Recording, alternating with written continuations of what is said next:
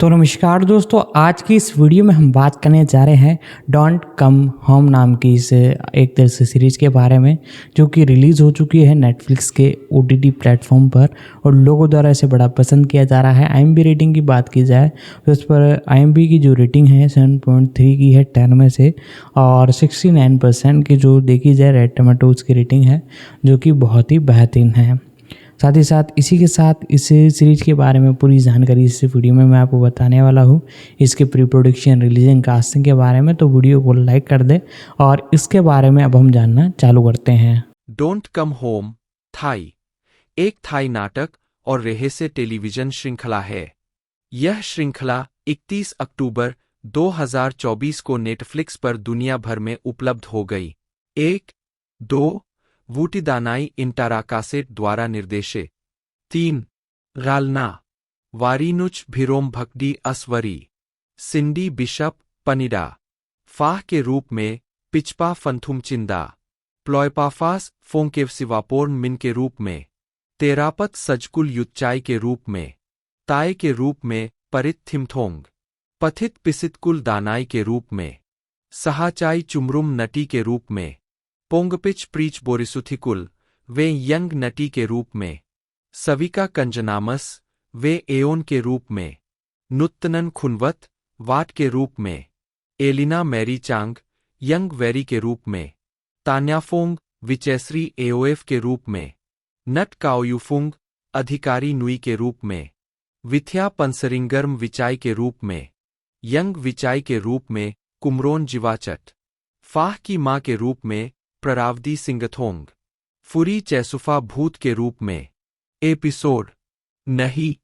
शीर्षक मूल रिलीज की तारीख 1 वैरी 31 अक्टूबर 2024, 2 फाह 31 अक्टूबर 2024, 3 गायब हुई लड़की 31 अक्टूबर 2024, 4 पनिडा 31 अक्टूबर 2024, 5 1992 इंच 31 अक्टूबर 2024, 6 घर मत आना 31 अक्टूबर 2024, असली साउंड ट्रैक ख्वाम सॉन्ग चाम, थीम वायलेट वॉटियर द्वारा वोरानुच भिरोमफकडी थाई आरटीजीएस वोरानुत फिरोमफकडी नी वोंगसावन थाई, या आमतौर पर उसके उपनाम नुने थाई आरटीजीएस नन से जाना जाता है। थाई सोप ओपेरा, लेकोर्न और फिल्मों में एक थाई अभिनेत्री है। उनकी पहली लेकोर्न भूमिका पॉप पी फाह थी। प्रारंभिक जीवन वोरंज का जन्म 24 सितंबर 1980 को हुआ था और वह 5 भाई बहनों में तीसरी संतान है। उन्होंने सुआन दुसित विश्वविद्यालय से कला स्नातक की डिग्री प्राप्त की। 2 आजीविका उन्होंने 2005 में थाई चोएम थाई या मिडनाइट माई लव में अपनी फीचर फिल्म की शुरुआत की, जिसका निर्देशन कोंगरेज चतुरानरासामी ने किया था। उन्होंने बैंकॉक के एक मसाज पार्लर में काम करने वाली मालिश करने वाली नुआल का किरदार निभाया, जो पेचताई वोंगकमलाओ द्वारा निभाए गए दबे कुचले कैब ड्राइवर बाटी के साथ रिश्ता बनाती है। नुने को लेकोर्न में अपनी भूमिकाओं के लिए कई पुरस्कार मिले हैं, जिसमें लेकोर्न माई एसआईयूएन के लिए top awards 2004 best leading actress award भी शामिल है। नुने शो थी नी मो चिट की सहमेजबानी भी करती है। 2012 में चैनल 7 के साथ उनका अनुबंध समाप्त होने के बाद वह एक स्वतंत्र अभिनेत्री बन गईं। 3 व्यक्तिगत जीवन मई 2010 में उन्होंने अपने लंबे समय के प्रेमी टॉड पिती भिरोमभक्दी से शादी की, जो थाई बिजनेस एग्जीक्यूटिव सेंटी भिरोमभक्दी के बेटे हैं। 4 पारंपरिक विवाह समारोह और उनकी शादी का पंजीकरण 14 मई 2010 को हुआ था, लेकिन रिसेप्शन 19 मई 2010 को हुआ था। 5 मनोरंजन उद्योग में अपने काम के अलावा वोरंज के कई निजी व्यवसाय भी हैं, जिनमें एक डांस स्कूल, एक रेस्तरां, एक खाद्य पूरक, 6 और एक कॉन्डोमिनियम व्यवसाय शामिल है। 7 फिल्मोग्राफी पतली परत वर्ष शीर्षक भूमिका 2005 आधी रात मेरा प्यार सालाना 2007 प्रेतवाधित ड्रम थिप नाटक वर्ष शीर्षक सिंडी बरब्रिज 1 जन्म 30 दिसंबर 1978, या सिरिनिया बरब्रिज, थाई, जिन्हें सिंडी बिशप के नाम से जाना जाता है, एक थाई मॉडल, अभिनेत्री, सौंदर्य प्रतियोगिता की शीर्षक धारक और कार्यकर्ता है। वह रियलिटी प्रतियोगिता show Asia's next top model की पूर्व होस्ट और जज के रूप में जानी जाती है। 2-3 प्रारंभिक जीवन। बिशप का जन्म बैंकॉक में हुआ और उनका पालन पोषण पटाया में हुआ। 4 उनके पिता विलियम बरब्रिज अमेरिकी है और उनकी मां पेट्रिसिया आधी अंग्रेज, 1/4 भारतीय और 1/4 थाई है। 5-6 बिशप ने बैंकॉक में रुआमरुडी इंटरनेशनल स्कूल में पढ़ाई की और बैंकॉक विश्वविद्यालय में पब्लिक रिलेशन से स्नातक किया। 6 2005 में उन्होंने जापानी अमेरिकी मॉडल बायर्न बिशप से शादी की। 6 उनके 2 बच्चे हैं। 4 आजीविका। बिशप ने 5 साल की उम्र में गोताखोरी शुरू कर दी थी और इसके माध्यम से उन्हें एक गोताखोरी उपकरण स्टोर के लिए पानी के नीचे वाणिज्यिक शूट के लिए अपना पहला मॉडलिंग अनुबंध मिला। 7 1996 में बिशप ने मिस थाईलैंड वर्ल्ड प्रतियोगिता जीती और बेंगलोर, भारत में मिस वर्ल्ड प्रतियोगिता में थाईलैंड का प्रतिनिधित्व किया, जहां वह असफल रहीं और सेमीफाइनल तक नहीं पहुंच पाईं। 8-9 बिशप की फिल्मों में द किंग मेकर शामिल है, जिसके लिए उन्हें 2005 में थाईलैंड में सुफानहोंग अवार्ड्स में सर्वश्रेष्ठ सहायक अभिनेत्री के लिए नामांकित किया गया था, और all I see is you 2016। उन्होंने कई थाई ड्रामा सीरीज में भी अभिनय किया है, जैसे गॉसिप गर्ल थाईलैंड, 10 लिली विजिट्रानुकुल की भूमिका निभाते हुए, city of light, the OC Thailand, मूल अमेरिकी सीरीज का थाई रूपांतरण, क्लूलेस और फ्रॉम ड्रीम्स टू इटर्निटी। 11 2016 में बिशप ने एशिया के नेक्स्ट टॉप मॉडल 12 का चौथा चक्र प्रस्तुत किया और 2018 में छठे चक्र तक अपनी भूमिका जारी रखी। उन्होंने ब्रिटेन के नेक्स्ट टॉप मॉडल साइकिल 12 के 2 एपिसोड की मेजबानी भी की। 2021 में बिशप ने F4 Thailand boys over flowers में अभिनय किया, जो योको कामियो द्वारा लोकप्रिय जापानी शोजो मंगा बॉयज ओवर फ्लावर्स का थाई रूपांतरण है। उन्होंने थाइम ब्राइट उर्फ वचिरावित चिवारी की मां की भूमिका निभाई। सक्रियतावाद। 2018 में बिशप ने एक सोशल मीडिया अभियान don't tell me how to dress शुरू किया। बाद में उन्होंने अपने संदेश के साथ एक वीडियो पोस्ट किया, महिलाओं को यह न बताएं कि उन्हें क्या पहनना चाहिए, पुरुषों को महिलाओं का सम्मान करने के लिए कहें, जिसने इंटरनेट पर तूफान मचा दिया है। 13-14 बिशप ने थाई महिला और पुरुष प्रगतिशील आंदोलन फाउंडेशन और यूएन महिलाओं के साथ मिलकर थाईलैंड में यौन उत्पीड़न और पीड़ितदोष के बारे में जागरूकता बढ़ाने के लिए 25 जून 2018 से अभियान को एक प्रदर्शनी में बदल दिया। 15 पुरस्कार। बिशप 23 नवंबर 2020 को घोषित बीबीसी की 100 महिलाओं की सूची में थीं। 16 फिल्मोग्राफी। पतली परत। वर्ष शीर्षक भूमिका नोट्स। 2003 सिन सिस्टर्स 5 वर्ष। 2005 द किंग मेकर मारिया। 2016 है तो बस तुम्हें ही देखता हूं संयुक्त राज्य अमेरिका। 2021 केट फिल्म मां बिना श्रेय वाली भूमिका हटा दी गई, संयुक्त राज्य अमेरिका। 2022 करमालिंग डॉ सोफिया पिचापा फंथुमचिंदा थाई, जन्म 13 दिसंबर 1992 थाईलैंड में, उपनाम पियर थाई, एक थाई मॉडल और अभिनेत्री है। 1 जिंदगी। पिचापा का जन्म 13 दिसंबर 1992 को थाईलैंड के सामुत प्राकान प्रांत में हुआ था। उन्होंने माध्यमिक शिक्षा असम्पशन कॉलेज, सामुत प्राकान से स्नातक की उपाधि प्राप्त की और संचार कला संकाय रंगसिट विश्वविद्यालय, फिल्म और वीडियो से स्नातक की उपाधि प्राप्त की। 2 आजीविका। पिचापा ने मॉडलिंग में काम करने, संगीत वीडियो और विज्ञापनों में काम करने के बाद फिल्म उद्योग में प्रवेश किया। वह सबसे पहले ब्यूटी बफेट के विज्ञापन में दिखाई दी, उसके बाद पत्रिका शूट में दिखाई दी। पत्रिका आफ्टर के लिए शूट में दिखाई देने के बाद उन्हें एक नाटक में कास्ट किया गया। उसके बाद चैनल 3 के साथ पूह डी सरन द्वारा पहला नाटक किया गया। व्यक्तिगत जीवन। पिचा एक ईसाई के रूप में पहचान करता है। 3. फिल्मोग्राफी। पतली परत। वर्ष शीर्षक भूमिका नोट्स। 2008 खोए हुए समुद्र का समुद्री डाकू यतिप सहायक भूमिका। 2010 मेधावी विद्यार्थी सहायक भूमिका। 2016 सबसे बड़ा प्यार जेन लघु फिल्म। 4. 2019 नेक्रोमेसर 2 नाव। 5. टेलीविजन श्रृंखला। वर्ष शीर्षक भूमिका। 2013 club Friday the series season 2 episode 5 chyme. उद्देश्य पूह डी सारन तेंगेन। 2014 सुए राय साई लुप्पुक। पोप राक नापदाओ सिरी फोथिमा। 2015 फाई लेंग फाई सिरिंतान डेचलर ट्रेट लुकी। 2016 पिरुन प्रेम राक जेनिस हुई। दुआंग जयपिसुथ लादामनी। 2017 द क्यूपिड सीरीज कम्माथेप सोर्न कोलरारिन। दुएन प्रदाब दाओ जीचारुंग। 2018 कोम फेक डोक माई। साने राक नांग सिन विक्की। क्राउन प्रिंसेस मतमी। खेल सनेहा पेनपेनी। माई हीरो सीरीज छलकपट भरे प्यार की पंक्तियां टिचा। दुआंग जैनाई फाइन हाओ जिंदा फत्योथिन। 2019 क्रोंग काम फिलाई। लुब लुआंग जैवी। 2020 मेरे ससुर जी का फेंग 6।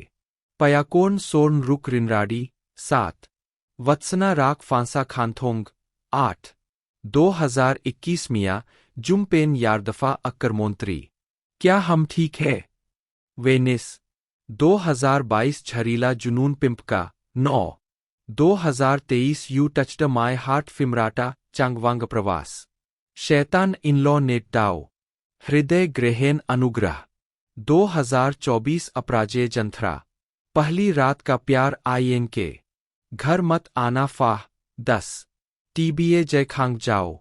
चाओ खुनफी कप आई नांग खाम डुआंग। तो कहानी के शुरू होते ही हम वरी नामी एक लड़की को देखते हैं जो अपनी बेटी मिन को लिए रात के टाइम पे कहीं जा रही थी। ये दोनों खेलते हुए जा रहे थे और यहीं पर हम नोटिस करते हैं कि वरी किसी की कॉल को कंटिन्यूअसली इग्नोर कर रही है।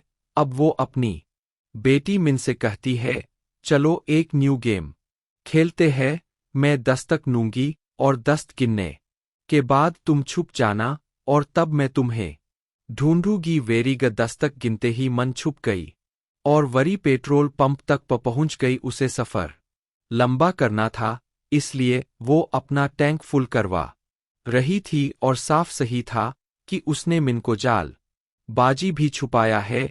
वह ऐसा क्यों कर रही है, इसकी रीजन अभी नहीं बताई गई। वह जब एक शॉप से अपने लिए कुछ खाने पीने का सामान भी लेने जाती है, तब भी वो अपने आप को CCTV से बचाने की कोशिश कर रही थी, जैसे वो किसी से छुपकर भाग रही हो, कोई गलत काम करके भाग रही हो। अब सामान लेकर जैसे ही बड़ी गाड़ी में गई तो परेशानी से उसका बुरा हाल हो गया, क्योंकि अब उसकी बेटी मेन गाड़ी में नहीं थी और जब वो बुरी तरह घबरा गई तो एकदम से मेन साइड से निकलकर उसे शॉक कर देती है और यह देखकर उसे सुकून मिलता है। बरी अब अपना सफर कंटिन्यू करती बरी बहुत ज्यादा लंबी ड्राइव कर चुकी थी, अब तो उसे नींद भी आ रही थी। इसी के जल्द वो एक बुरे ट्रक से होने वाले एक्सीडेंट से भी बची, जिसके बाद उसने फैसला किया कि वो गाड़ी को साइड पे लगाकर थोड़ी देर सो जाएगी और फिर उठ के सफर कंटिन्यू करेगी। सुबह उसकी आंख गाड़ी की विंडो पर होने वाली नॉक से खुली और अब डे पास पुलिस को देखकर वो इस तरह घबरा गई जैसे पुलिस उसे पकड़ने आई हो, लेकिन ऐसा कुछ नहीं था। पुलिस ने उसे कहा, आपको यहां से चले जाना चाहिए, ये इलाका सेफ नहीं, यहां पर डाकू आते। आपकी किस्मत अच्छी थी कि आपके साथ ऐसा कुछ नहीं हुआ। पुलिस की बात मानते हुए वो वहां से चली जाती है, लेकिन जाते हुए उसने इस चीज का जरूर ख्याल रखा कि पुलिस वाला ना उसका पीछा कर रहा था ना उस पर नजर रखे हुए था। फाइनली अब वो अपनी मॉम के घर पहुंच गई, जो एक वेराद सुनसान इलाके में था, जहां उसने हर जगह चेक किया, अलमारी भी खोलकर चेक की, लेकिन मिन उसे कहीं नहीं मिली। उसने पूरा घर छान मारा, वो टॉर्च लेकर जंगल में भी गई, लेकिन मिन जब उसे कहीं नहीं मिली तो फिर थक हार कर उसने पुलिस में रिपोर्ट करवाने का सोचा। इंस्पेक्टर अब वरी की कंप्लेंट करने पर आ जाती है। घर में आते ही उसने जो सबसे पहले नोटिस किया वो वरी के मुंह के निशान थे। घर की एंट्रेंस की टाइल टूटी हुई थी ऊपर। जब वो देखती है तो ऊपर का शेंडी भी टूटा हुआ था। ऐसा लग रहा था कि जैसे शेंडी के गिरने से ही ये टाइल्स टूटी होंगी। वो अब वरी से ही इन्वेस्टिगेशन शुरू कर देती है। तब वरी उसे रात में होने वाली सारी चीजें बताती है कि कैसे एक बच्ची उसे नजर आई, और जब वो उस बच्चे का पीछा करने गई तो बाद में कमरे में आने पर मिन गायब थी और मिन के रूम का सारा फर्नीचर हवा में था। इंस्पेक्टर को वरी की इस कहानी में बिल्कुल यकीन नहीं था। ऐसा कैसे हो सकता था कि बिला वजह रोम का फर्नीचर हवा में खड़ा हो जाए। उसे वरी की बातों में कहीं ना कहीं झोल लग रहा था। वो अब वरी से वरी के हस्बैंड किनी मिन के डैड के बारे में सवाल करते हैं, और वरी झूठ बोल देती है कि मैंने काफी सालों पहले उसे छोड़ दिया है। वरी से सारे सवाल जवाब पूछने और मिन का कमरा देखने के बाद वो इंस्पेक्टर अब वरी से मिन की फोटो मांगती है ताकि वो लोग कार्रवाई को आगे बढ़ा सके, लेकिन वरी के पास में इनकी कोई फोटो नहीं थी, क्योंकि सब फोटोज पुराने मोबाइल में थी जो उसने आते ही गिरा दिया था।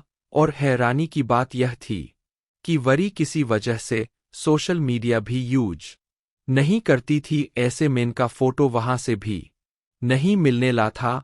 अब इंस्पेक्टर ने जितने सबूत हो सकते थे इकट्ठा करवाए, लेकिन यह सारे सबूत इस बात के लिए काफी नहीं थे कि मेन वरी के साथ यहां रहती थी। अब घर के बाहर पुलिसमैन घड़ी देखकर बनीत यानी इस घर का केयरटेकर यहां आ जाता है, जिससे भी जब पुलिसमैन के बारे में सवाल करती है तो वह पुलिस को बताता है, नहीं वरी मैम तो यहां पर अकेली आई थी। वरी कहती है, नहीं नहीं बनीत अंकल, याद करी उस दिन जब आपने ऊपर देखा था, एकदम से पर्दे हटे थे ना, ऊपर मिंट ही थी, लेकिन क्योंकि वो मिन को किसी के सामने नहीं लाई थी, इसलिए किसी को यकीन नहीं हो रहा था कि मिन उसके साथ यहां थी। अब पुलिस को लगने लगा था कि वरी को कोई साइकोलॉजिकल इशू है, जिसकी वजह से उसे लग रहा है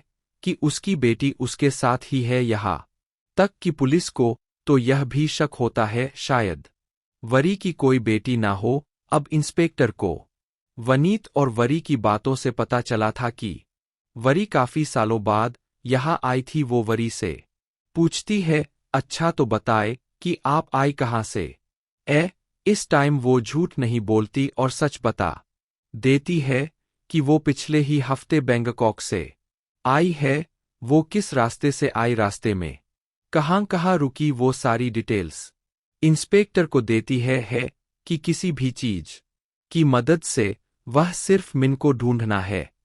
इंस्पेक्टर उसकी बात मानते हुए इन्वेस्टिगेशन शुरू कर देती है और उसके बताए रास्तों की सीसीटीवी फुटेज चेक करवाती है, लेकिन किसी भी सीसीटीवी फुटेज में मिन थी ही नहीं, जैसा कि हमने शुरू में देखा था कि वो खुद मिन को सीसीटीवी से छुपा रही थी। अब सारा मामला समझने के बाद इंस्पेक्टर को यही लगा कि मिन शायद इस दुनिया में एक्सिस्ट ही नहीं गई थी, इसीलिए वो मिन के गायब होने की रिपोर्ट नहीं लिखते। एक रात तो गरीबी खामोश हो गई, लेकिन फिर उससे रहा नहीं गया। परेशानी में पागल हुए पुलिस स्टेशन जाकर उससे सब कुछ साफ साफ बता दिया कि मैं झूठ नहीं बोल रही, मेरी एक बेटी है और मैं उसे एक ही हफ्ता पहले बैंकॉक से लेकर आई हूं, बहुत मुश्किलों से अपने हस्बैंड से पछा कर। मेरे हस्बैंड मुझे मारते थे, इसी वजह से मैं छुपकर यहाँ आ गई। उसने अब यह भी सच बता दिया था कि आने से पहले उसने अपने हस्बैंड पर जानलेवा हमला किया था। अपने हस्बैंड पर आकर वरी मिन के लिए अपने रूम में चली जाती जहां वो बचपन में रहा कहती थी। बरी दिखाती है कि उसकी मॉम ने उसकी हाइट नापने के लिए यहाँ पर एक मार्क लगाया हुआ था। मैन भी जब उस मार्क के ऊपर खड़ी हुई तो वह भी उतने ही कद की थी, जिसके बाद ये लोग अपने कामों पर लग गए और यहाँ सीक्रेट हमें दिखाया गया कि वरी के बैग में एक रिवॉल्वर भी है। अचानक उनके दरवाजे पे होने वाली नौ वरी को चौंका देती है और वह बड़े ही डरते हुए दरवाज पर चेक करने के लिए जाती है। जाने से पहले उसने मिन से कहा था कि तुम पद बिल्कुल नहीं ही आओगी। उसने गेट खोला तो सामने इस घर की केयर टेकर थे। ये देखकर उसे सांस में सांस आई। इनका नाम वनीत था और यह बचपन से ही बैरी के घर की हिफाजत करते थे कि वरी की मॉम के ड्राइवर थे। अभी भी वरी ने इनसे कुछ अपने काम की चीजें मंगवाई थी, जिसके बाद यह आदमी उसे कहकर जाता है, इसके अलावा अगर आपको किसी भी चीज की जरूरत हो तो मेरा घर पास में ही है, मुझे बुला लीजिएगा। यह बात कहकर वो जाने वाले थे कि अचानक उन्होंने वरी के रूम के पर्दे हिलते हुए देखे और ये चीज वरी ने भी नोटिस कर ली। उनके जाने के बाद वो फौरन कमरे में आई और मिन को डांटने लगी, मेरे मना करने के बावजूद भी तुमने पर्दे क्यों खोले? लेकिन मिन मना कर रही थी। उसने कहा, मैंने ये पर्दे नहीं खोले, मैं झूठ नहीं बोल रही मॉम। लेकिन मेरी को उसकी किसी बात पे यकीन नहीं था, क्योंकि कि अगर मिंडी पर्दे नहीं खोले तो फिर किसने खोले? ये सब करने के बाद वरी अपना सामान सेट करती है, जहां उसके सामान में हमें बहुत सारा कैश भी दिखाई देता है, जिसे वह छुपाकर वॉशरूम में चली जाती है। और जब वो मुंह हाथ धो रही थी तो उसे ऐसा फील हुआ जैसे उसके कंधे पर किसी ने हाथ रखा हो, लेकिन उसके पीछे कोई नहीं था। इसलिए उसे लगा कि शायद ही उसका वहम होगा। खाना खाने के बाद अब वरी और मिन टीवी देखने के लिए बैठ जाते हैं, लेकिन टीवी के ऑन होते ही उन्हें टीवी के अंदर एक अजीबो गरीब सा साया दिखाई देता है, जिसे देखते ही मिन डर है और टीवी भी फौरन बंद हो जाता है।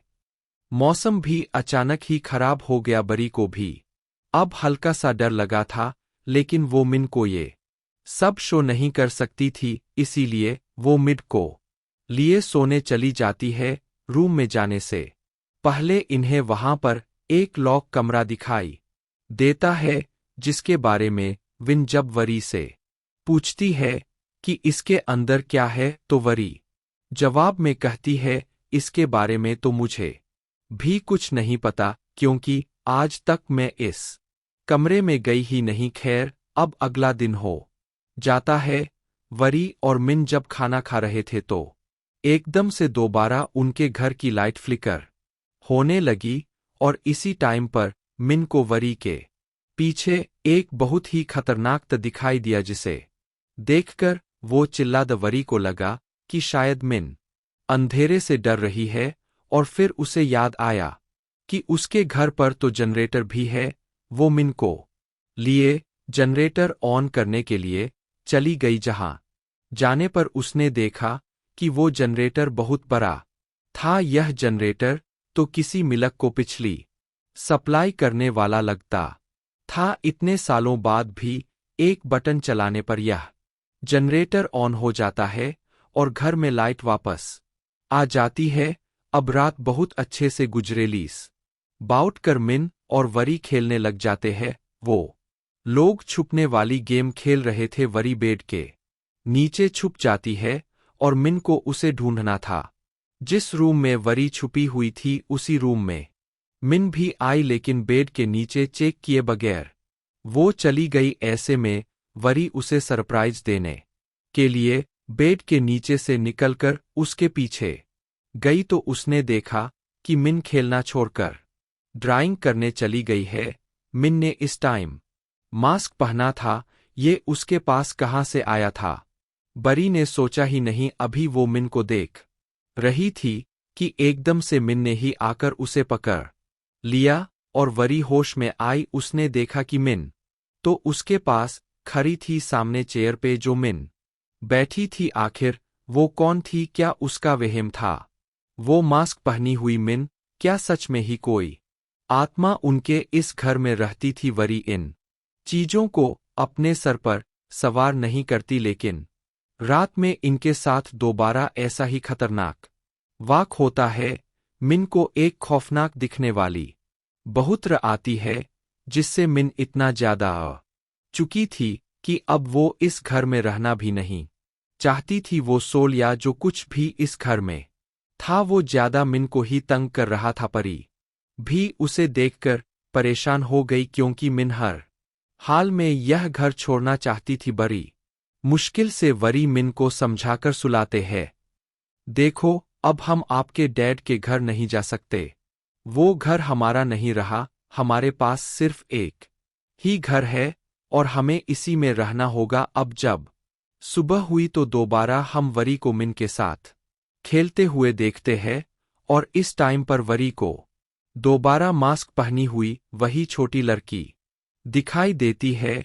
वरी को लगा कि यह बाहर से आई होगी। वरी जब उसे चेक करने के लिए गई तो वो लड़की आगे आगे भागने लग गई। वरी ने भी काफी उसका पीछा किया और फिर वो लड़की गायब हो गई। उस टाइम वरी बुरी तरह कंफ्यूज हो चुकी थी कि आखिर वो लड़की है कौन। अभी वो यही सोच रही थी, क्या उसे ऊपर मिन के चेल नहाने की आवाज आई। सब कुछ छोड़ छड़कर वो भागकर मिन के कमरे में गई। पहले तो दरवाजा ही नहीं खुला और जब उसने जोर लगाकर दरवाजा खोला तो अंदर मिन के कमरे का पूरा फर्नीचर हवा में लटका हुआ था।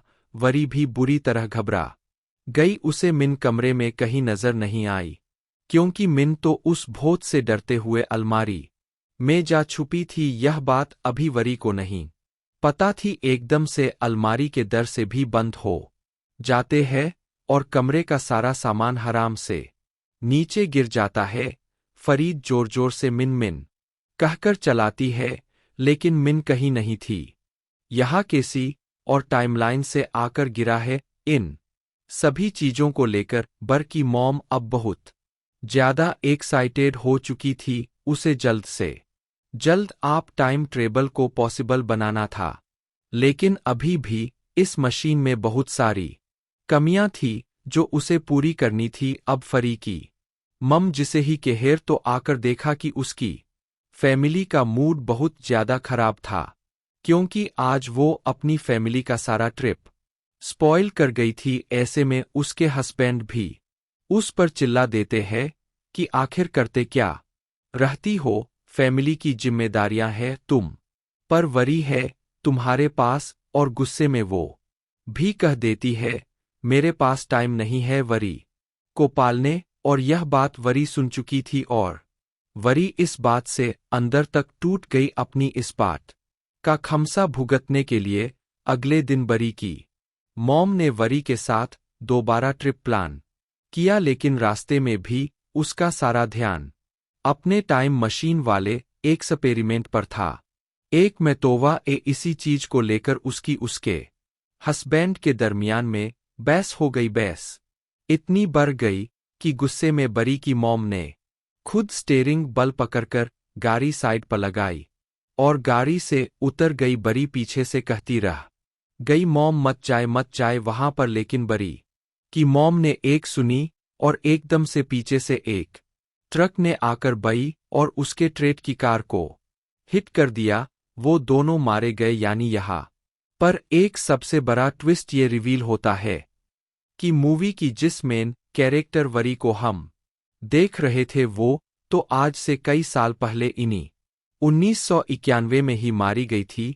तो अब कौन सी वरी थी। ये दिन था 14 मार्च 1991 का। वरी की मोम को इस हादसे ने पागल बना दिया था। अब वो हर रोज दिन रात यही डेट बार बार बोलती रहती थी। उनका बस चलता था कि किसी तरह वो टाइम में पीछे जाए और 14 मार्च के उस दिन को ठीक कते उस हादसे को रोक ले जिस दिन उसकी बेटी और उसके हस्बैंड उससे पिछड़ गए थे। सा लोग उसे के रही मोम इस दुख से बाहर नहीं निकल पाई। हालांकि उन्होंने साइकेट्रिस्ट की भी हेल्प ली, लेकिन उन्ना ने अपने आप को अपने हस्बैंड और बेटे का कातिल मान लिया था। यहाँ तक कि यह नौबत पया कि वरी की मॉम ने सुसाइड करने की सोची, और ठीक जिस टाइम वो डैम में जंप करने के लिए गई तो एकदम से डैम के अंदर एक वर्म होल बन गया, जिसे देखकर वो बुरी तरह घबरा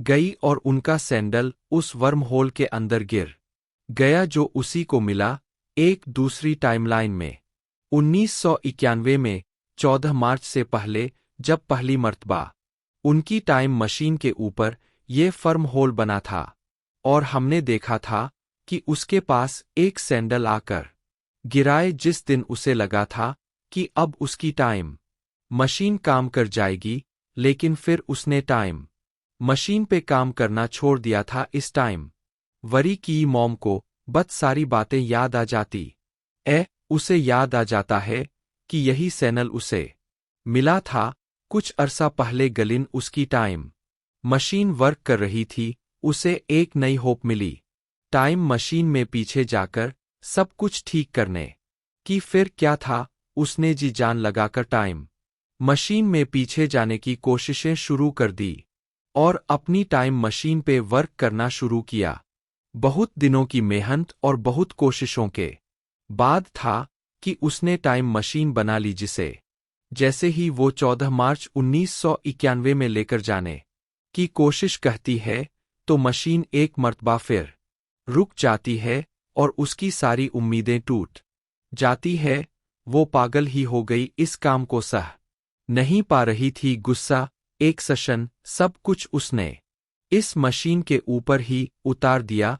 उसने सरसोर से मशीन के सिस्टम के ऊपर हाथ मारा और पता नहीं उसे ऐसा कौन सा बटन चला कि ये टाइम मशीन दोबारा चल गई। मिरर कैप के ऊपर एक और मर्तबा ब्लैक होल बना और उस कैपन के अंदर में ना गिरे, यानी साफ मतलब था उस दिन मिन जब यब हुई थी तो उसे किसी जिन ने हाइप नहीं किया था, बल्कि उस कपट के अंदर एक वर्म महल बन गया था, जिसने 2024 के टाइमलाइन को इस टाइमलाइन से यानी 1991 वाली टाइमलाइन से ना मिलाया था। ये तो बहुत उसने गोली चलाई थी और यह बताते हुए वो रो पड़ी, क्योंकि अब वो भी मुलजिम थी। पुलिस उसके ऊपर भी केस बना सकती थी। यहाँ पर वरी पुलिस से भी कहती है, मुझे शक है कि मेरे हस्बैंड ने ही मिन को कहीं गायब किया होगा।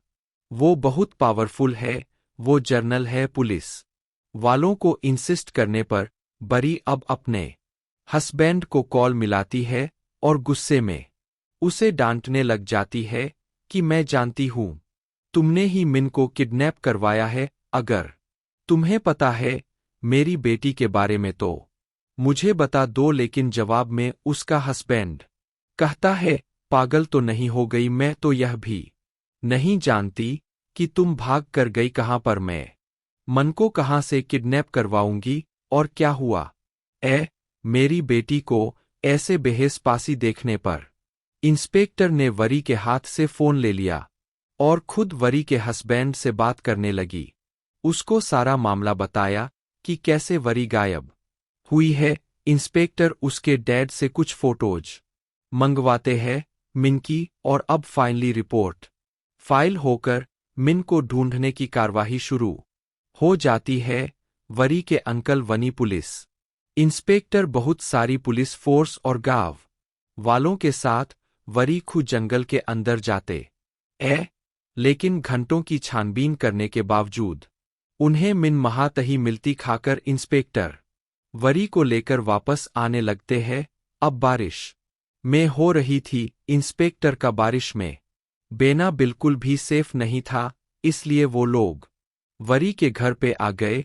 अब इस घर में आने पर इंस्पेक्टर को वो रूम नजर आता है जिसके ऊपर ताला लगा हुआ था। इंस्पेक्टर इस रूम के बारे में पूछते हैं तो वही जवाब देते कि यह रूम कई सालों से बंद है, इसे तो मैंने भी कभी नहीं देखा। इसके अलावा मैंने सारे कमरे दसों बाहर चेक किए हैं, लेकिन मिन कहीं नहीं है।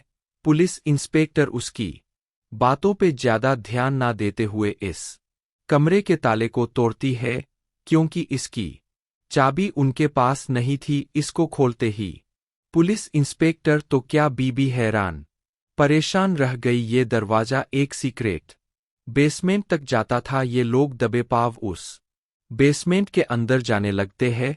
इस चीज से अनजान के वो रोग जो इन सब को तंग कर रही वो इस वक्त ठीक इन दोनों के पीछे है, जिसे मूवी में दिखाया भी जाता है। स्पेसमैन के अंदर बहुत सारी मशीनरी लगी हुई थी और एक कबन में बना हुआ था कांच का, जिसे देखकर इंस्पेक्टर तो समझ गई कि ये किसी किस्म की लैब है और यहाँ पर एक्सपेरिमेंट्स होते रहे हैं।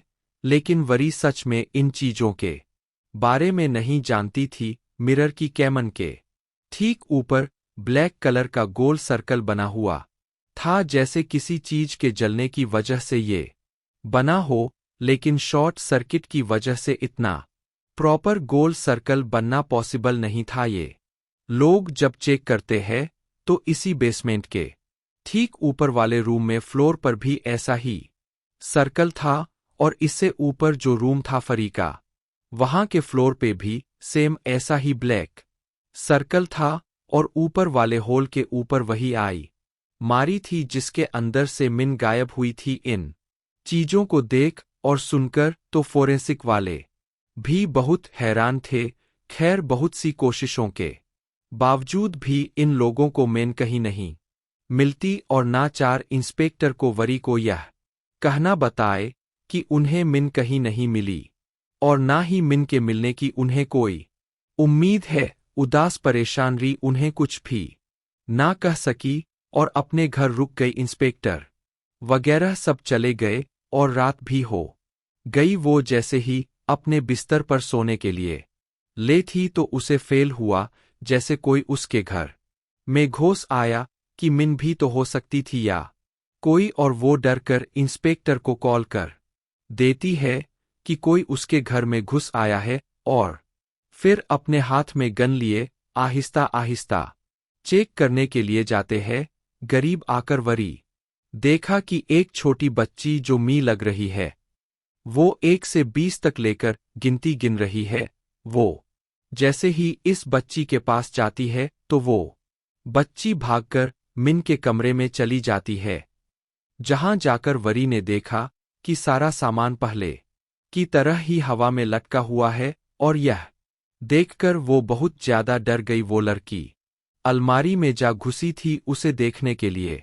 वरी ने जैसे ही अलमारी खोली तो उस लड़की ने वरी को भी अंदर खींच लिया, और वरी को ऐसा लगा जैसे वो कोई बहुत ही गहरे कुएं में जाग रही हो। वो गिरती रही, यहां तक कि बेहोश हो गई। कुछ देर बाद जब उसे होश आया तो वो उसी शीशे के सल में थी जो हमने उसके घर पर देखा था। इस टाइम उसके सामने उसकी मॉम थी, जिसे देखकर वो खुद भी हैरान रह गई। अपनी मॉम को देखकर वरी को वरी का बचपन याद आ गया। वो जब वो अपनी फैमिली के साथ टाइम स्पेंड करने के लिए तरसती थी, अपनी मॉम के साथ टाइम स्पेंड करने के लिए तरसती थी। वक्त था कि 1991 का सीन सारे पास्ट में जा चुके हैं, और हम वरी की बचपन की कहानी देख रहे हैं। वरी बहुत ज्यादा एक्साइटेड है, क्योंकि आज अपने मॉम टेड के साथ शहर के लिए जाना है, लेकिन अनफॉर्चुनेटली उसकी मॉम को साइट्स पे कॉल आती है और पता चलता है कि 10 में कुछ गड़बड़ी आ गई है, जिसकी वजह से उसे फौरन ही डैम के लिए निकलना पड़ जाता है, और आज भी वही का प्लान कैंसिल हो जाता है। यहाँ पर हमें रिवील होता है कि वही की मोम एक इंजीनियर थी।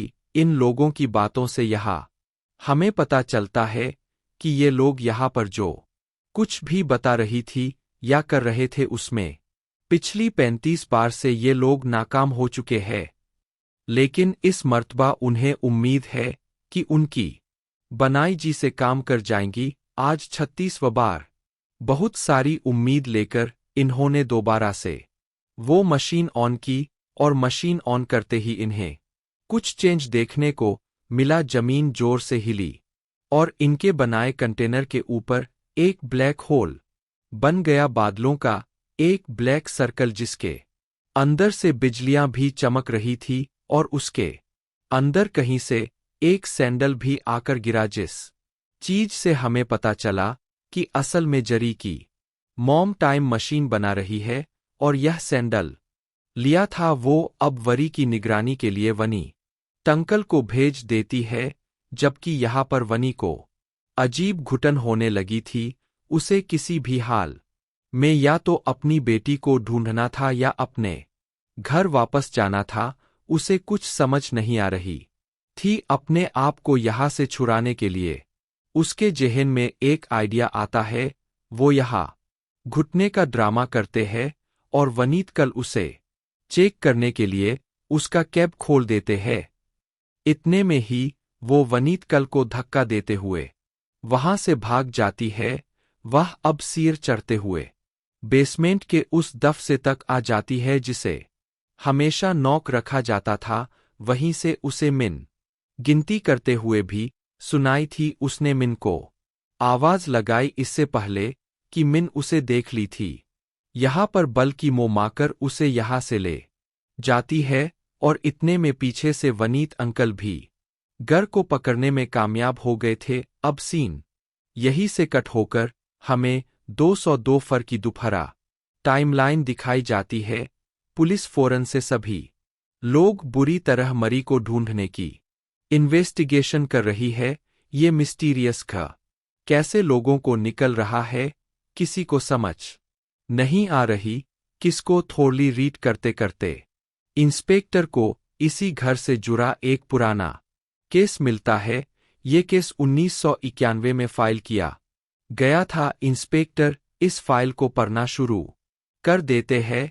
इसी फाइल में मौजूद सबूतों में एक रिवॉल्वर भी था जिसे इंस्पेक्टर ने फॉरेंसिक में टेस्ट करवाने के लिए भेज। जब उसके बारे में इंफॉर्मेशन मुकम्मल होके ने पता चली तो इंस्पेक्टर भी हैरान हो गई, क्योंकि उस रिवॉल्वर को 2020 में खरीदा था, वह भी वही के हस्बैंड ने।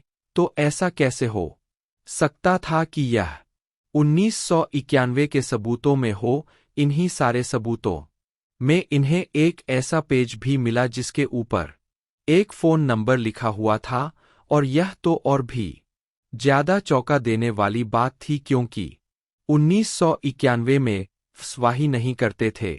इंस्पेक्टर जब इसकी और जांच पड़ताल करती तो उसे पता चलता है कि यह तो का नंबर और यहाँ लिखा था कि यह नंबर लाश के पास से मिला था और फाइल में लिखा था कि यह नंबर उस घर में और फाइल में लिखा था कि यह नंबर उस घर में पड़ी एक लाश के पास से मिला था। इतनी सारी चीजें जानने के बाद इंस्पेक्टर समझ गई कि वरी ही का टाइमलाइन में पीछे जा चुके हैं, इसलिए तो उसका रिवॉल्वर पर 1991 वाले सबूतों में था और उसका फ़ोन नंबर भी। अब उसे यह भी पता था कि 1991 में फम चुके हैं।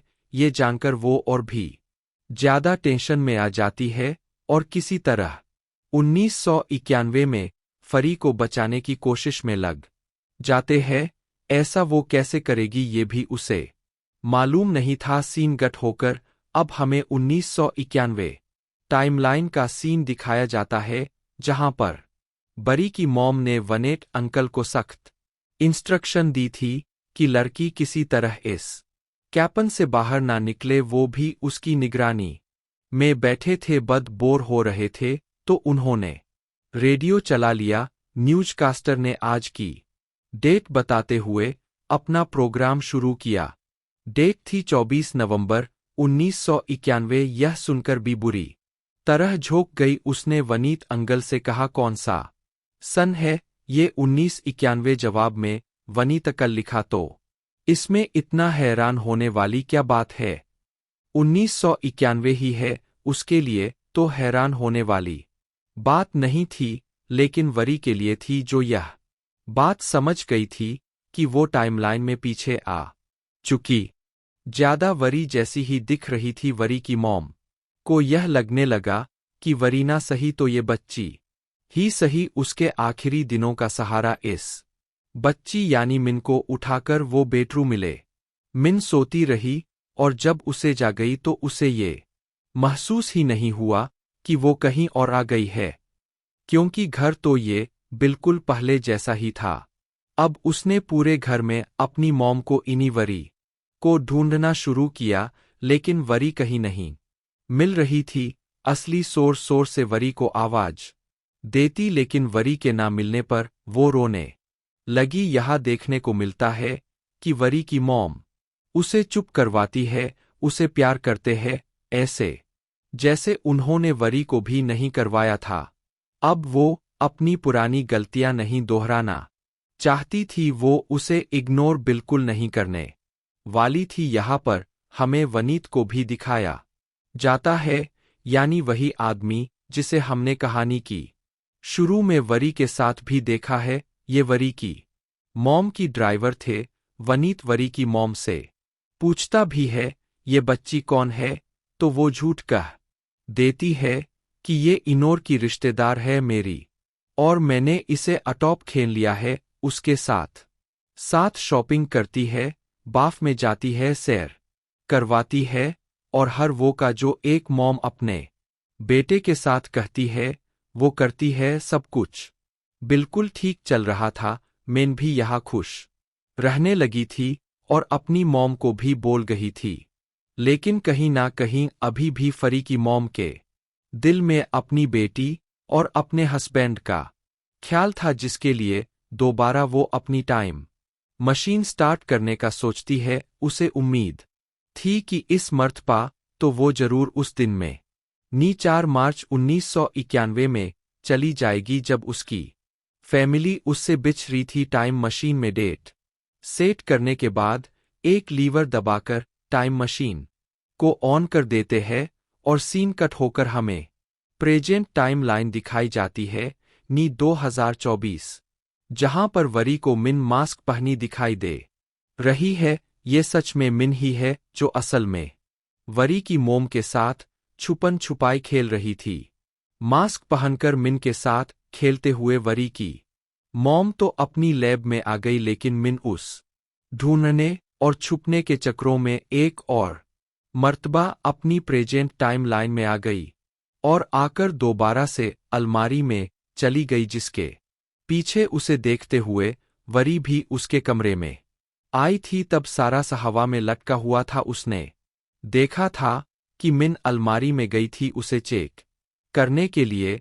जब उसने भी अलमारी खोली तो खुद जाकर वो इस टाइमलाइन में 1991 में आ गई, और सीन कट होकर हमें वहीं से दिखाया जाता है जहां पर इस ग्लास बॉक्स के अंदर वली को होश आया है और वो अपनी मॉम को देखकर शॉक है। उसे खुशी है, परेशानी है, कुछ समझ नहीं आ रही, लेकिन वो मॉम कह रही है, और इस चीज से री की मॉम बहुत ज्यादा परेशान है, क्योंकि उसने कभी इस लड़की को ना तो देखा है, ना ही वो उसको जानती है। फिर वो लड़की उसे मॉम क्यों कह रही है? वरी को ये लग रहा था कि वो मरकर ऑफ्ट वर्ल्ड में आ गई है, जहां पर उसकी मॉम भी है, और यह उनका रियूनियन है, यानी वो लोग दोबारा मिल रहे ही। वरी अब अपनी पॉकेट से गन निकालती जिसे देखकर बरी की मामो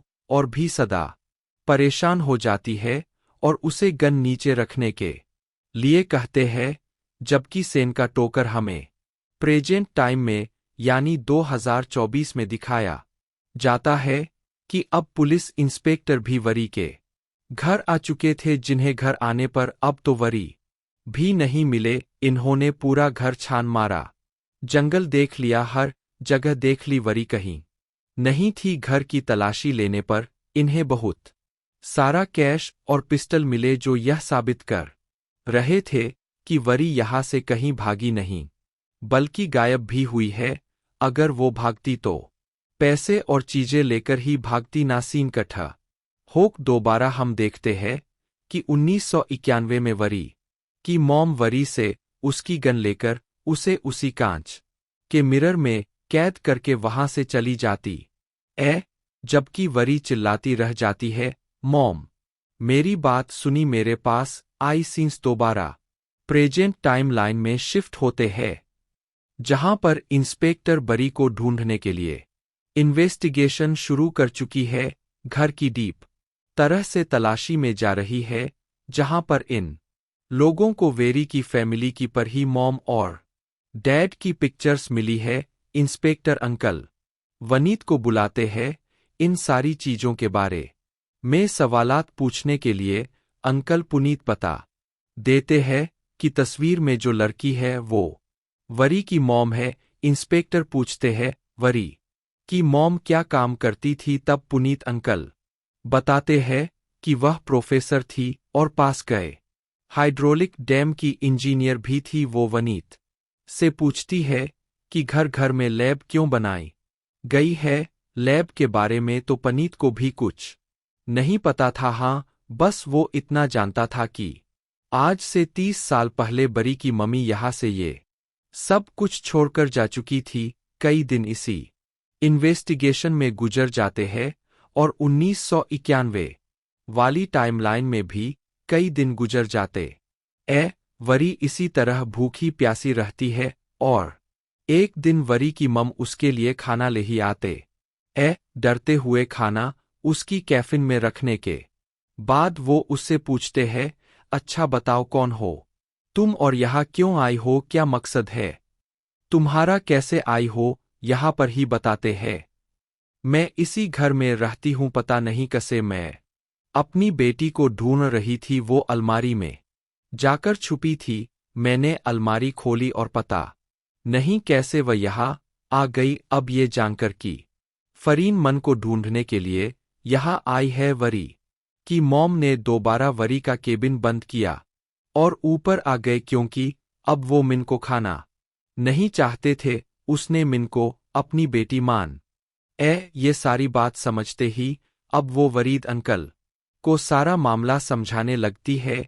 देखिए मनीत, मैं वही हूं आप लोगों की, वही मैं फ्यूचर से आई हूं और आपकी बन वो मेरी मॉम है। वो मुझे पहचान नहीं पा रही। मुझे पता है मेरी बेटी भी यही आई होगी। उन्होंने मेरी बेटी बन को कैद किया हुआ है।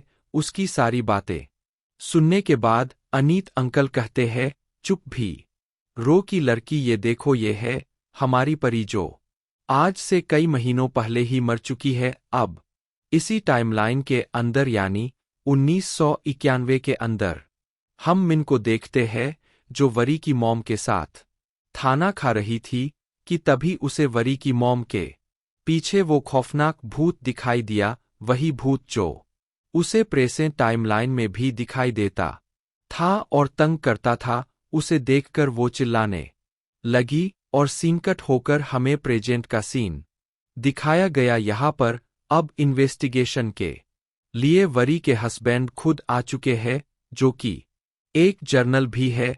उन्हें वरी और अपनी बेटी मेन का पता चलाना है।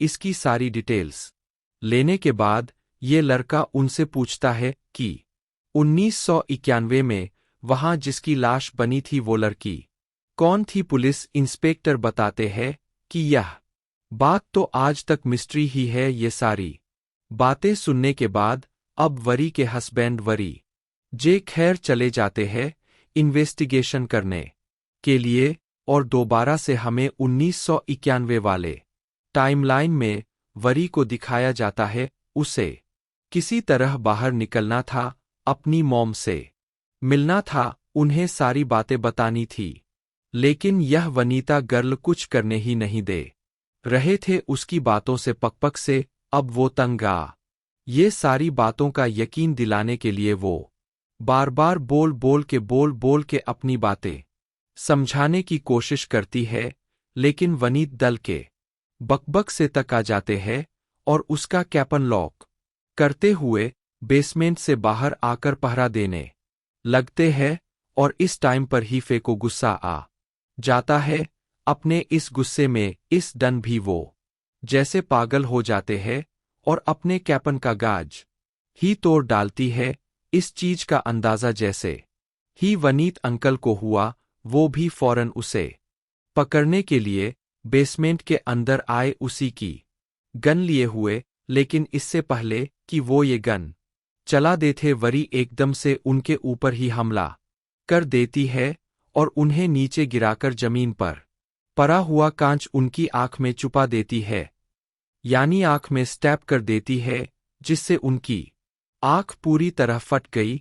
और 2024 में आज तक उनकी आंख पे ये निशान देखा जा सकता है। परी उनको मार भी सकती थी, लेकिन उससे नहीं मारा, क्योंकि उसे वनीत अंकल से काफी लगाव था। वो अब बेसमेंट से बाहर निकल आई, अपनी बेटी यानी मन को ढूंढने के लिए। थोड़ा बहुत ढूंढने के बाद उसे मिन एक कमरे में सोई हुई मिल प गई। देखकर उसकी जान बचाना आई, लेकिन इससे पहले कि वो ऐसा कर उसकी मम उसके सामने आ जाती और एक झटके से भरी को मिन से दूर करते हुए कमरे से बाहर ले आती है। उन्होंने धक्का देते हुए भरी को रीलिंग के साथ लगा दिया और पूछा, कौन हो तुम, क्या चाहती हो? बरी अभी बोली, मैं आपकी बेटी हूं और मिन मेरी बेटी है। पता नहीं कैसे, लेकिन 2024 से मैं यहां पर आ गई। मैं आपकी बेटी को नहीं मारना चाहती, मेरा ऐसा कोई गलत प्रोग्राम नहीं है।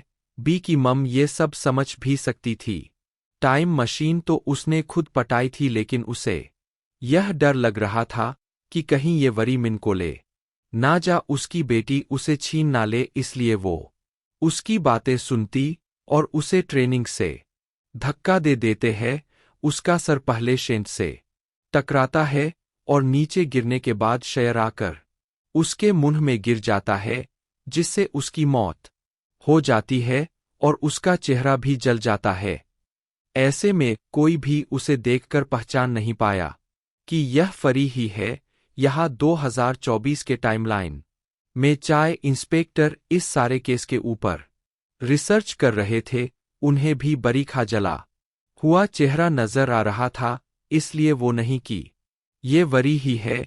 लेकिन आप इस इंस्पेक्टर को बहुत कुछ जानने के बाद समझ आ गई थी कि 1991 में जिस लड़की की डेड बॉडी मिली थी, जिसे 1991 में कोई भी आइडेंटिफिकेशन संगीत देखते ही इंस्पेक्टर पागलों की तरह उसके ऊपर हमला कर देती है और उसे नीचे गिराकर वो बांटने लगती है, ये कहते हुए कि सिर्फ तुम्हारी और तुम्हारी वजह से वरी का यह हल हुआ। वरी को क्या हुआ था उन्हें तो पता ही नहीं था, वो तो यही कंफ्यूज खड़े हुए थे। तब इंस्पेक्टर उनके मुंह पे फाइल वाला एल्बम मारती है और कहती है, ये लो अपनी बरी की डेड बॉडी की फोटोज, इससे ज्यादा तुम्हें कुछ नहीं मिलने वाला। ये कहकर वो वहां से चली गई। जबकि 1991 की टाइमलाइन में हम देखते हैं कि वरी के बढ़ने के बाद वरी का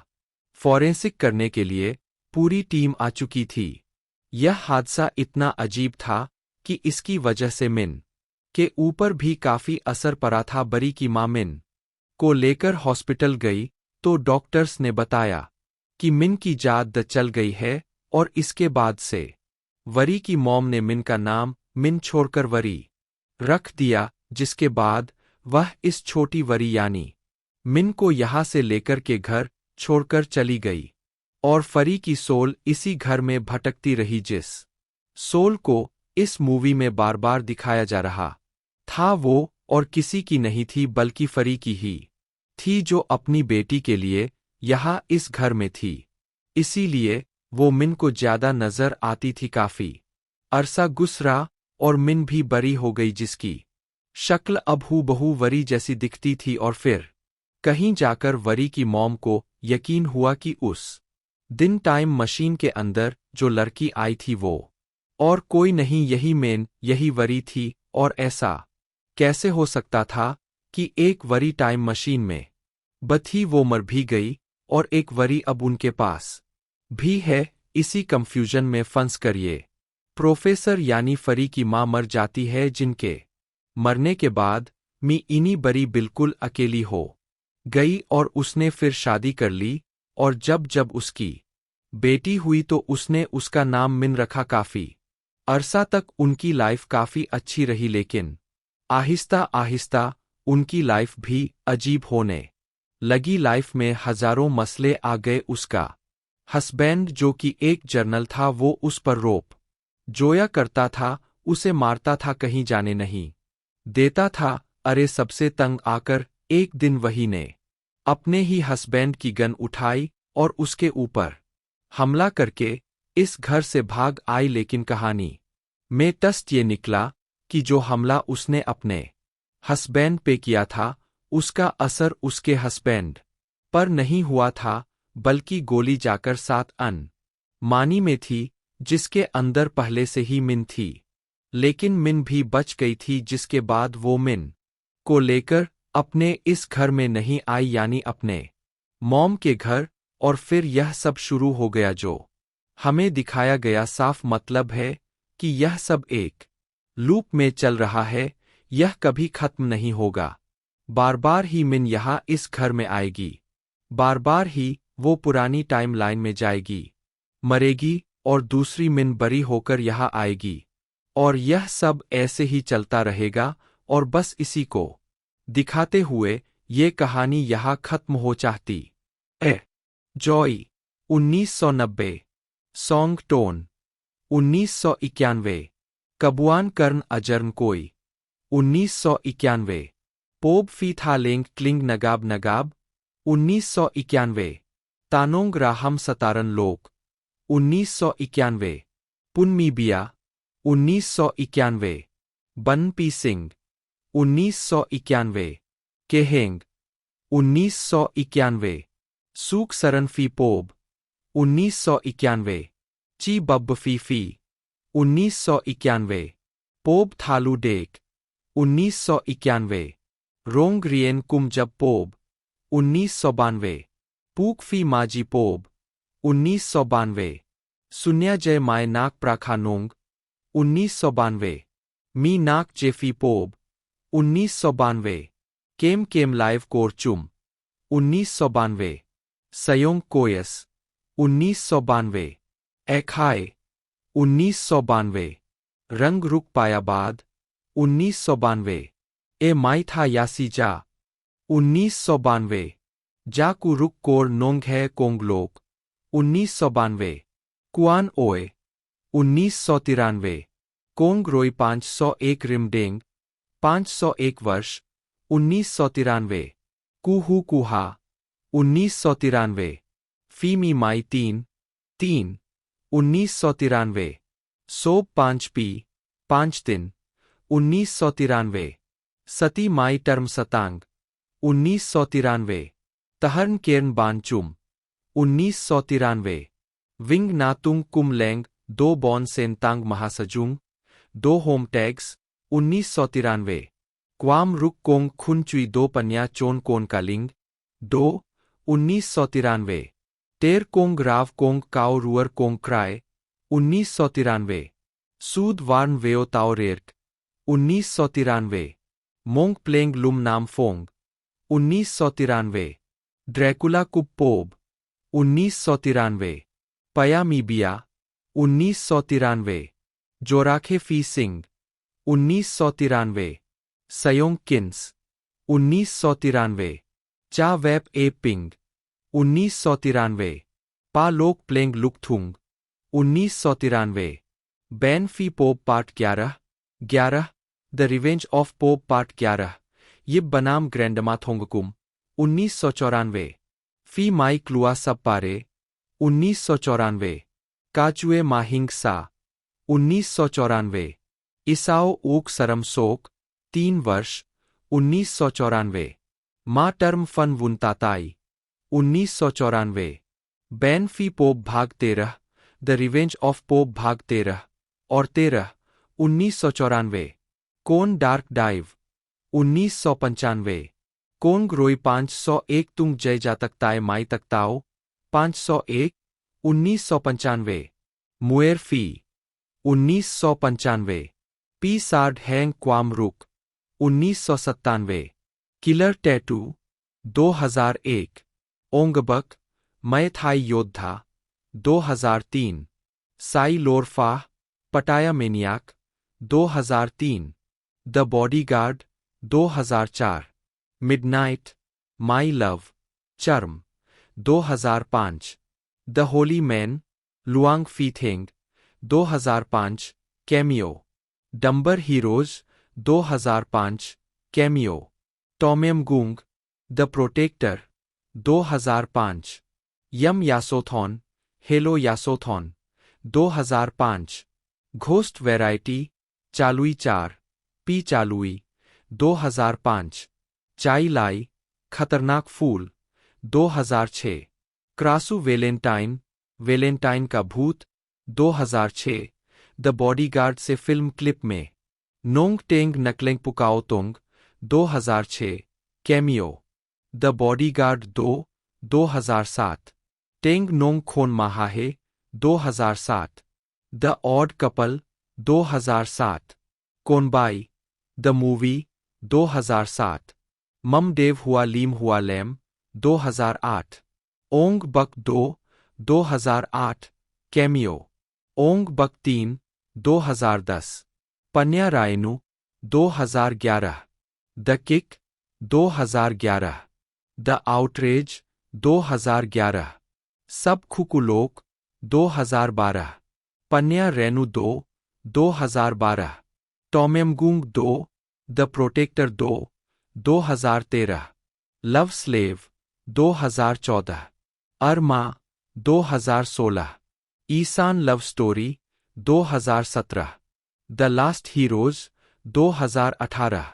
यह वही हो सकता है 2019। सोम प्लानोई 2021। डेंग फ्राखोंग 2022। The murderer 2023। अभिनेता निर्देशक के रूप में द बॉडीगार्ड 2004। यम यासोथन हेलो यासोथन 2005। The bodyguard 2 2007। यम यासोथॉन 2 हेलो यासोथॉन 2 2008। वोंग कामलाओ 2009।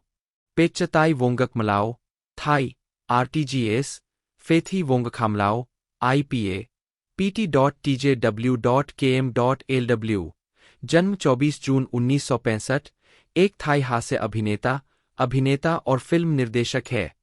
उन्हें थाईलैंड में उनके स्टेज नाम मम जोकमोक थाई आरटीजीएस मैम चोकमोक MAMTK.मोक से जाना जाता है और एक लोकप्रिय थाई टेलीविजन हस्ती है। उन्हें विभिन्न नामों से जाना जाता है। मॉम जोकमोक, मम जोकेमोक या मॉम जोकमोक। कॉमेडी और टेलीविजन। मम ने अपना करियर बैंकॉक के कैफे दृश्य थाईलैंड में लाइव संगीत और कॉमेडी प्रदर्शन वाले रेस्तरां में एक कॉमेडियन के रूप में शुरू किया। उन्होंने जटुरोंग मोकचोक के साथ अपना खुद का कॉमेडी ट्रूप शुरू किया। मम को पन्या निरंकुल द्वारा होस्ट किए जाने वाले वैरायटी गेम शो चिंग रोई चिंग लैन से जनता के बीच व्यापक रूप से जाना जाने लगा। वह अपने समूह के सदस्यों के साथ कॉमेडी सेक्शन में दिखाई दिए और स्टंट किए। उन्होंने कियाट किचरोएन के साथ एक और लोकप्रिय गेम शो वेथिथोंग की सहमेजबानी भी की।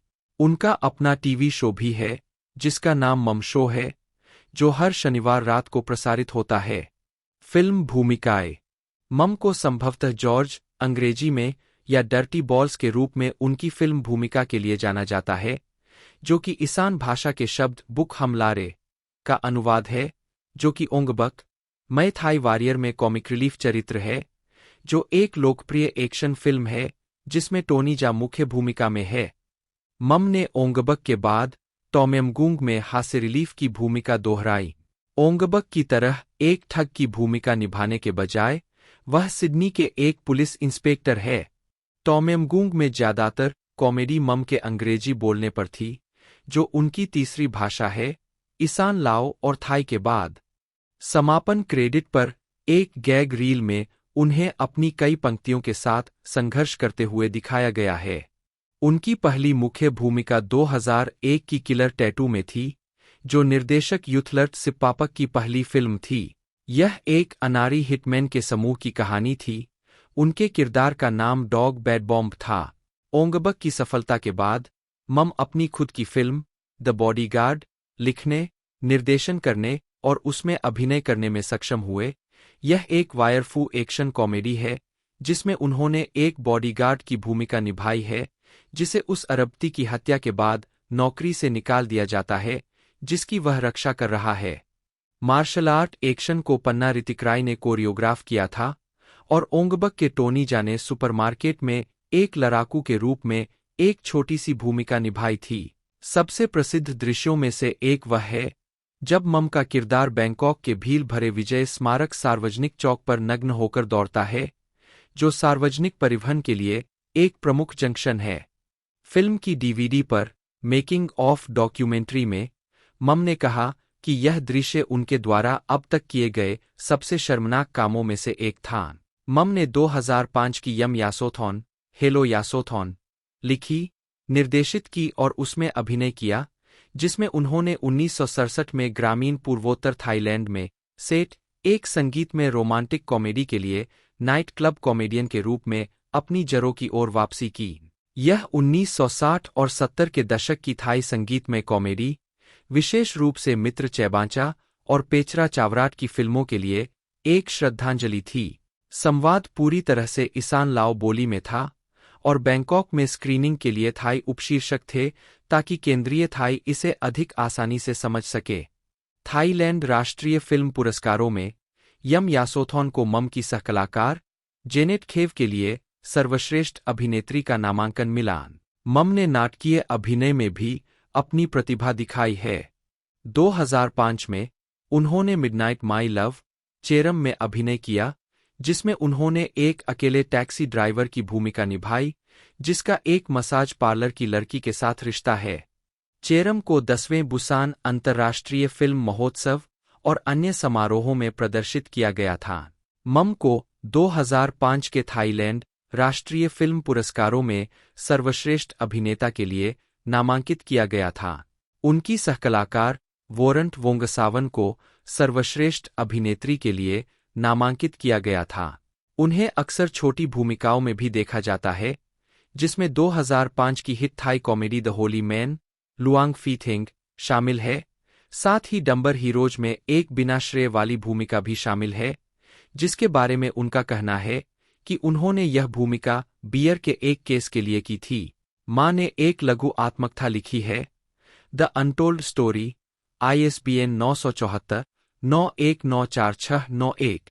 2005 के अंत में मम ने घोस्ट वैरायटी पी चालुई में अभिनय किया, जो एक कॉमेडी हॉरर कहानी है जिसमें वह एक रियलिटी टीवी सीरीज के निर्देशक की भूमिका निभाते हैं जो प्रेतवाधित स्थानों में आत्माओं की खोज करती है। यह फिल्म 29 दिसंबर 2005 को रिलीज हुई थी। इस फिल्म का निर्देशन एडिरेक अंकल वट्टालीला ने किया था, जो एक अनुभवी निर्माता और निर्देशक है, और इसमें कई थाई फिल्म निर्देशकों और निर्माताओं की अतिथि भूमिकाएं शामिल थीं, जिनमें सोमसाक तेखरताना प्रसर्ट, प्राचे पिंकेव, पियाक पोस्टर, चेर्द सोंगसरी, यूथलर्ट सिप्पापक शामिल है। अपने फिल्मी काम के साथ साथ वह BBTV चैनल 7 के विभिन्न प्रकार के गेम शो चिंगरोई चिंगलान के कलाकारों का नियमित हिस्सा बने हुए हैं, जिसमें साथ ही हास्य कलाकार पोंगसाक पोंगसुवान और चूसाक एमसुक के साथ काम कर रहे हैं। 2006-07 के दौरान मम की फिल्मों में द बॉडीगार्ड 2 भी शामिल है। यह फिल्म एक प्रीक्वल है जो उनके किरदार खुमलाओ की कहानी बताती है और कैसे वह थाईलैंड में एक अंडरकवर पुलिस असाइनमेंट में काम करने के लिए नोंगवेलेम के काल्पनिक देश से आया। उनके किरदार ने मम्मी लाओ नामक एक लुकथुंग गायक के रूप में काम किया, इसलिए एक्शन और कॉमेडी के अलावा फिल्म में गायन और नृत्य भी दिखाया गया है। 2-3 मम ने 2007 में कू राइट द ऑड कपल नामक एक और फिल्म में भी काम किया, जहां उन्होंने एक लेडीबॉय की भूमिका निभाई।